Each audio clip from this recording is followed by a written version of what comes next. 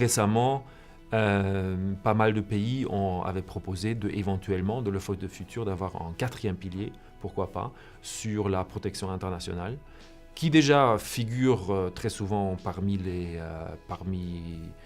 dans les discussions sur la gestion des frontières. C'est une question essentielle.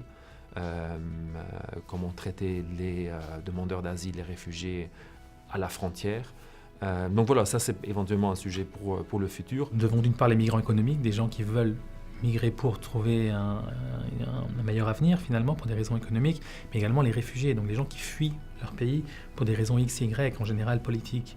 Et donc ils font également partie d'une stratégie migratoire qui se respecte. Le Maroc s'est aperçu à la faveur de rapports notamment de la Commission nationale des droits de l'homme qu'il y avait des progrès à faire en matière de traitement des migrants de transit, puisque le Maroc est un pays de transit en matière de migration également. Et donc, le roi a pris lui-même la décision de mettre en œuvre une nouvelle politique de l'immigration, une approche complètement nouvelle et particulièrement intéressante et surtout très humaine, puisque c'est une politique qui repose donc sur l'asile et sur l'intégration autant que possible de ces migrants en fonction des besoins du Maroc et du profil des migrants considérés.